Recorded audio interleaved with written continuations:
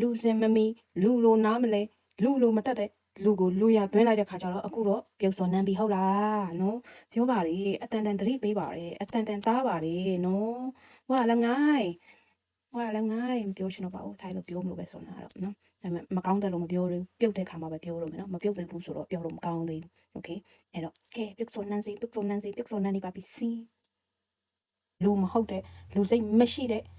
မအလာဆဝတိစကကိုလက်ဆွဲမနှုတ်ဆက်ပါနဲ့မဖိတ်ခေါ်ပါနဲ့လို့အတန်တန်သားနေရဲ့ကြားတွေကလောက်တယ်လေလူရသွင်းပေးတယ်ဟုတ်လားအခုတော့ပြုတ်စော်နှမ်းပြီလေအနုထင်ရဲ့ကဲအဲ့တော့အရာရှိလေးနားထောင်ကြည့်လိုက်ကြရအောင်နော်အမှန်တော့အရာတော့ထိုက်တဲ့မှာနားထောင်နေပေါ့နော်ဘာလာပြန်ပေးနေလို့ရှိရင်ဗီဒီယိုဖိုင်ထပ်ရှိနေမှာဆိုလို့မြန်မာတဲ့မှာပဲပေးနားထောင်လို့မယ်နော်နားထောင်ပြီးတဲ့လူတွေလည်းဆက်ပြီးနားထောင်ခဏနားထောင်တော့ခဏပြုတ်စော်နှမ်းတာပေါ့နော်ကဲအဲ့တော့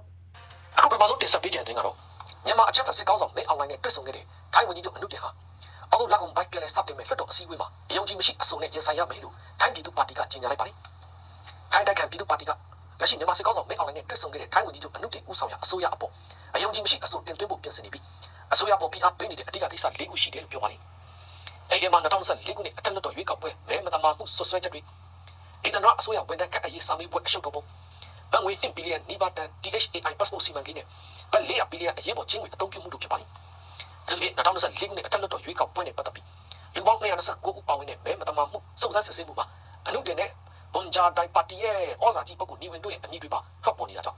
လက်ရှိအနုတင်တို့အစိုးရအတွက်နိုင်ငံရေးဖိအားပုံမှုမြင့်တက်လာနေပါလိမ့်။ဒါပြင်ဒေသနာအစိုးရဝန်ထမ်းခန့်အပ်ရေးစာမေးပွဲမှာမတမာမှုနဲ့လက်ပေးလက်ယူမှုတွေရှိခဲ့တဲ့ဆိုတဲ့စုံစမ်းစစ်ဆေးမှုလည်းရှိနေပြီးစာမေးပွဲအောင်မြင်ခဲ့သူ6000နီးပါးရဲ့ခန့်အပ်မှုတွေကိုပါပယ်ဖျက်ဖို့ပြင်ဆင်နေပါလိမ့်။ထိုင်းဝန်ကြီးချုပ်အနုတင်ကတော့အတိုက်ခံတွေအယုံကြည်မရှိအစိုးတင်သွင်းတာဟာပုံမှန်နိုင်ငံရေးလုပ်ငန်းစဉ်တစ်ခုသာဖြစ်တဲ့အကြောင်းသူဆိုရအနေနဲ့အမှားယွင်းလုပ်နေတာကပုံမှန်နေလို့ပါအရင်ကြောက်တော့လည်းပြုတ်သွားပြီလားလက်ရှိမှာထိုင်းဝန်ကြီးချုပ်လောက်ကြောက်လို့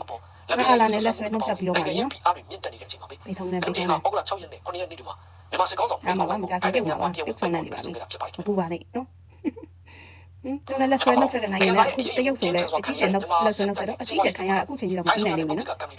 ်တွဲဝိုင်းပြီးစီးပွားရေးပိတ်ဆို့ခံရနိုင်တဲ့အနေရှိနေတယ်လို့ထိုင်းလွတ်တော်အမတ်ဒါပဲမအားလာကြဘူးဘဝကိုကိုယ်တော်တော်များပါလာတယ်လို့ပြောရမယ်တဲ့လားနော်အဲ့ဒါကြောင့်သူ့ရဲ့ဘဝဘေးကိုလိုတွေကမကုန်သေးတဲ့ခါကျတော့သူ့အခုလိုကိုယ်တိုင်ကြီးမခံစားရလို့ဒါပေမဲ့သူ့ရဲ့အခုလိုဘဝဘေးကူလို့မပါလာတဲ့ဘေးတော်ဝင်နေသူ့ကိုဆက်ဆံနေနေကသူ့ရဲ့အခုလိုကိုခံစားနေရဒါပေမဲ့ဒီလိုဘဝဘေးကူလို့များလာပြီးတော့အဲ့လောက်ထိစိုးစွမ်းနေလုပ်နေတယ်လို့ပါလေသူ့ဘဝဘေးကူလို့ကပုံသွားလို့ရှိရင်အလူလက်ခံရမှာမင်းကြီးဘာမှကေလို့မရအောင်ခံရမှာမြန်မာနိုင်ငံနဲ့ကုန်သွယ်ရေးရင်းနှီးမြှုပ်နှံမှုဆိုင်ရာနိုင်ငံစီးပွားရေးသဘောတူညီချက်ဒီအမှတ်ကတော့တိတ်တဘောကြနော်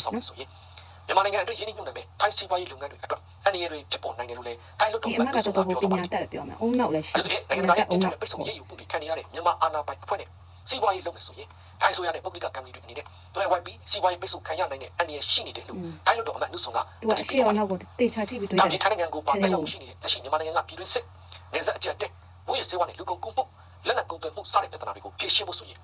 ထိုင်းဆိုရအနေနဲ့မြန်မာစစ်အာဏာရှင်စနစ်ကိုအတိမပြုတ်မှုတကူတည်းနဲ့ဖြေရှင်းနိုင်မှာမဟုတ်ဘူးလို့လည်းသူကထောက်ပြသွားပါတယ်။ဒီမှန်ဤထိုင်းနိုင်ငံမှာဒီမိုကရေစီပြန်လည်ပေါ်ဆောင်ရေးနဲ့စစ်မှန်တဲ့ငြိမ်းချမ်းရေးဆွေးနွေးမှုတွေမဖြစ်ပေါ်တဲ့၍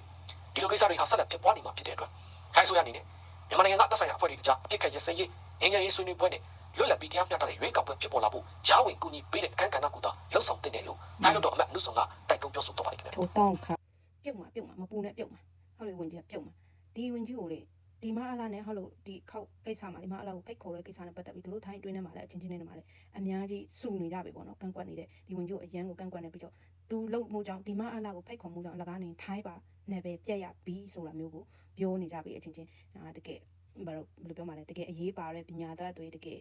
အရာရှိတွေကအစပေါ့နော်အဲ့လိုမျိုးတွေပြောနေကြပြီကန့်ကွက်နေကြဒီဝင်ကြီးကပြုတ်မှာပါမကြခင်မပူပါနဲ့နော်မအလားကတော့သူ့ကိုသူတော့ဟုတ်နေတယ်ပေါ့အထင်နေတယ်ပေါ့နော်ဒီလိုလောက်လိုက်ရုံနဲ့တော့ပြီးတော့မှာမဟုတ်အခုတော့ကောင်းလက်ဆွဲနှုတ်ဆက်တဲ့တရုတ်ကြီးနဲ့အိန္ဒိယကိုပဲကြည့်ဘလောက်တော့ဆိုးဝါးအောင်ခံရတာတရုတ်ဆိုအခုချိန်ကြီးတော့မှမပြီးပြတ်နိုင်ဘူးနော်မြင်နော်လက်တွေ့ပဲချိုးလိုက်တာ